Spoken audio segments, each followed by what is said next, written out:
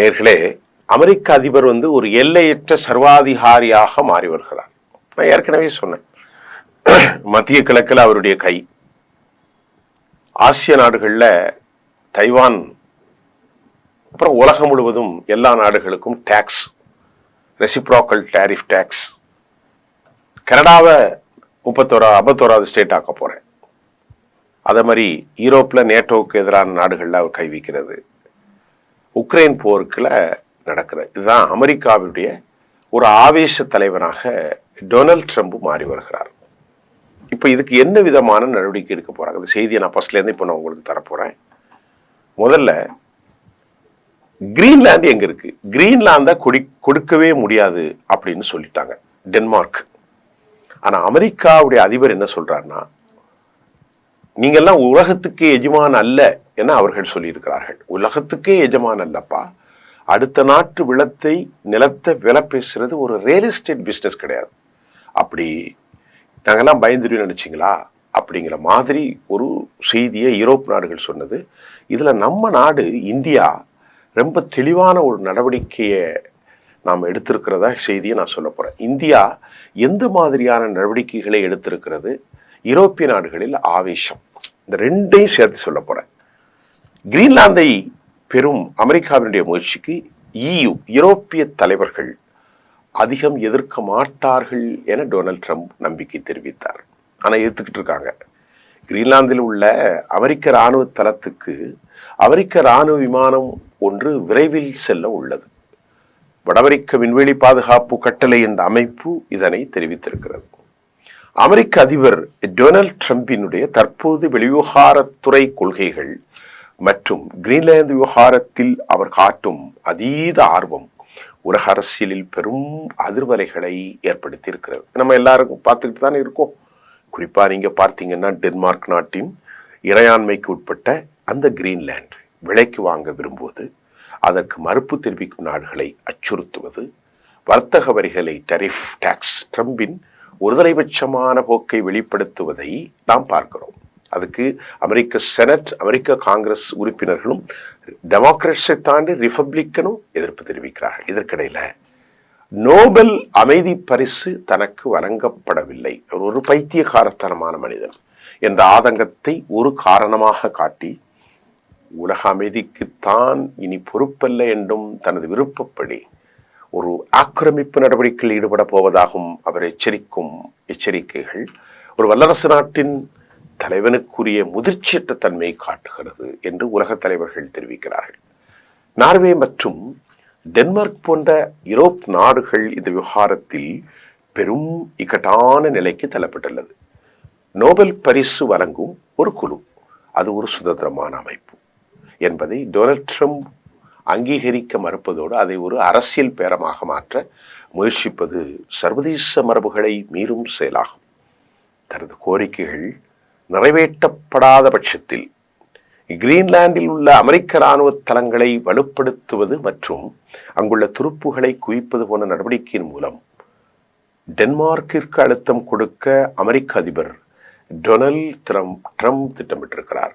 இது வெறும் பாதுகாப்பு நடவடிக்கை என்பதை தாண்டி ஒரு நட்பு நாட்டை மிரட்டி பணிய வைக்கும் செஸ் விளையாட்டு போன்ற ராஜதந்திர நகர்வாகவே உலகளாவிய தலைவர்களால் பார்க்கப்படுகிறது. ட்ரம்ப் கிரீன்லாந்து விவகாரத்தில் யூரோப்பிய நாடுகளின் மீது 10% துவங்கி 25% வரி விதிப்பதாக அறிவித்திருக்கும் இந்த வேளையில தற்போது பிரான்ஸ் நாட்டின் மீது 200% வரி விதிப்பதாக அவர் மிரட்டுகிறார்.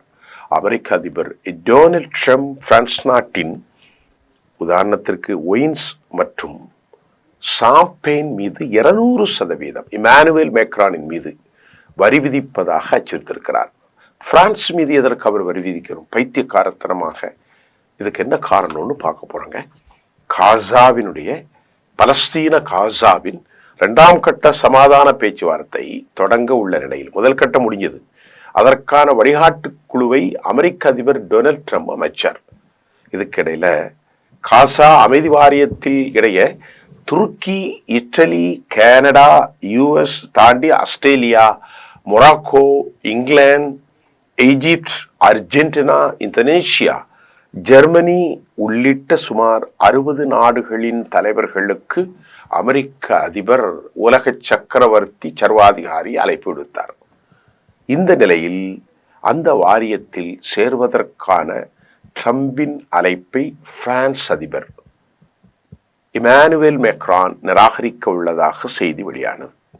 இதுக்குத்தான் அமெரிக்கா பதிலடி கொடுக்க, ட்ரம்ப் பிரான்ஸ் இந்த அமைதி வாரியத்தில் இணைய மறுத்தால் அந்நாட்டினுடைய இம்போர்ட் செய்யப்படும், அமெரிக்காவில் இம்போர்ட் பண்ணப்படும் சாம்பெயின் போன்ற மதுவுக்கு 200% அடே அப்பா டாக்ஸ் வெளிப்படை அறிவிப்பேன், விதிப்பேன், டாக்ஸை 200% போடுவேன் வெளிப்படையாக open proclamation has been made by US president Donald Trump. இந்த மதுபானங்களுக்கு 200% வரி விதித்தால் அதிபர் மெக்ரான் உடனடியாக சரண்டர் ஆயிடுவார் என ட்ரம்ப் நகைச்சுவை கலந்த அரசியல் தாக்குதலையும் நடத்தியிருக்கிறார். இப்படியே பேசிட்டு இப்படியும் பேசுறார். ட்ரம்பினுடைய இந்த அதிரடி போக்கினால் பின்னால் ஒரு தெளிவான பொருளாதார யுத்தம் மறைந்திருப்பதாகவும் இன்டர்நேஷனல் எக்ஸ்பர்ட்ஸ் சொல்றாங்க. என்னன்னா, யூரோப் நாடுகளின் மீது 10 முதல் 25% வர்த்தக வரிகளை விதிப்பதன் மூலம் அந்த நாடுகளின் பொருளாதாரத்தை அமெரிக்கா தடுக்க முயற்சிக்கிறார்கள். இதற்கு எதிராக யூரோப்பாவும் சுமார் $108 பில்லியன் மதிப்பிலான எதிர்வரி விதிப்பாங்கல்ல, அமெரிக்காவுக்கு விதிப்பதற்கு திட்டமிட்டுள்ளார்கள். அமெரிக்க பொருட்களை தடை செய்வது மற்றும் கூகுள், மைக்ரோசாப்ட் போன்ற பெரும் நிறுவனங்களுக்கான கட்டுப்பாட்டை விதிப்பது போன்ற ஆன்டி கொயர்ஷன் என்னும் வலிமையான ஆயுதத்தை யூரோப்பா கையில் எடுக்கக்கூடும். இது உலக நாடுகளுக்கிடையே வர்த்தக உறவில் ஒரு நீண்டகால விரிசலை ஏற்படுத்தும் என்பதில் ஐயமில்லை என சர்வதேச ஆய்வாளர்கள் கருத்து செய்கிறார்கள். இதற்கிடையிலே பாகிஸ்தான் போன்ற நாடுகள் ட்ரம்பை புகழ்வது வெறும் புகழ்ச்சியின் மூலம் தங்கள் பக்கம் இழுக்க முயற்சிப்பது வேடிக்கையாக உள்ளது. உண்மையிலே அமைதி முயற்சிகளுக்கு பரிசு கொடுக்க கிடைக்கவில்லை என்ற ட்ரம்பின் எண்ணத்தை இத்தகைய நாடுகள் தங்களுக்கு சாதகமாக பயன்படுத்துவது மட்டுமல்ல, அவர்கள் கையேந்திகள். பாகிஸ்தான் எதுவுமே இல்லை, அவர்கள் கையேந்திகள். அவர்கள் கொடுத்தால் தான் அவர்கள் சாப்பிட முடியும். ஆக அவர்கள் பேசுவார்கள், அடிமை சாசனம் வாசிப்பார்கள்.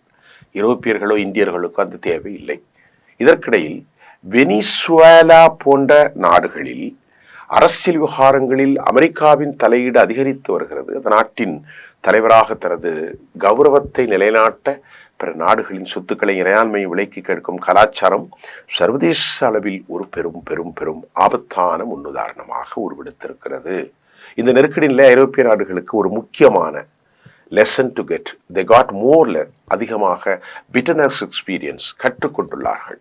அமெரிக்காவினுடைய பாதுகாப்பு வலயத்திற்குள்ளும் நேட்டோ அமைப்பின் நிழலிலும் இருந்து வந்த யூரோப்பா இனி தனது பாதுகாப்பு மற்றும் பொருளாதார தேவைகளுக்காக அவர்கள் தன்னிறைவு பெற வேண்டிய செல்ஃப் ரிலையன்ட் தன்னிறைவு பெற வேண்டிய கட்டாயத்தில் உள்ளார்கள் என்பதும் குறிப்பிடத்தக்கது. அமெரிக்காவை இனி ஒரு நம்பகமான கூட்டாளியாக இனி கருத முடியாது என்ற யதார்த்தத்தை பிரான்ஸ் மட்டுமல்லங்க, ஜெர்மன் போன்ற நாடுகள் உணரத் தொடங்கிவிட்டார்கள். அமெரிக்காவினுடைய பிடிகளில் இருந்து விலகி தங்களுக்கென ஒரு தனித்துவமான தொழில்நுட்பம், இராணுவ கட்டமைப்புகளை உருவாக்க வேண்டிய அவசியத்தை ட்ரம்பினுடைய இந்த தன்னிச்சையான முடிவுகள் வலியுறுத்துகின்றன.